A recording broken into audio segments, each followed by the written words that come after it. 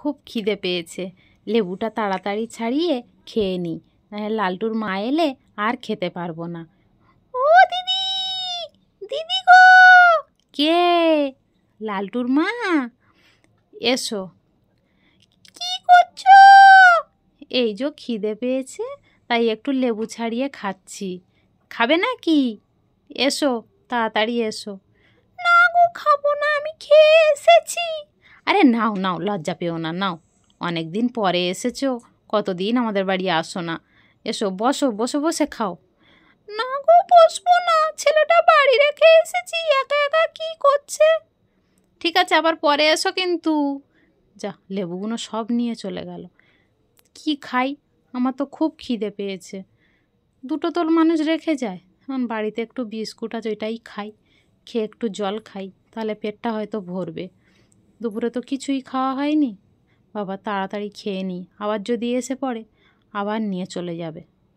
ও দিদি, দিদি গো! কে? লালটুর মা?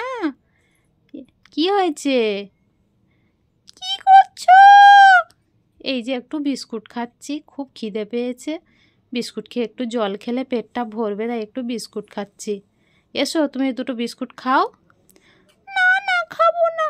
আরে লজ্জা পেও না, খাও খাও, নাও বিস্কুটগুলো নাও, খাও, বসে বসে খাও। বাবা, বিস্কুটটা তো খুব মিষ্টি, ভালো লাগছে তো।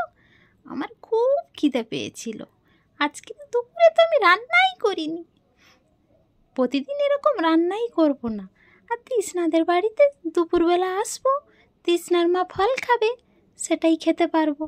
আর বিকাল টাইমে আসবো, টিফিন খাবে, সেটা খেতে পারবো। বুদ্ধিটা কেমন আঁটলাম!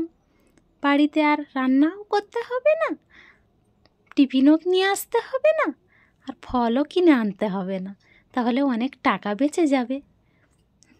আর তৃষ্ণাদের বাড়ি থেকে এরকম খাবার খেলে আমার পেটটাও ভরে যাবে। বুদ্ধিটা কেমন করলাম! বাবা, বিস্কুটগুলো তাড়াতাড়ি খেয়ে ফেলি।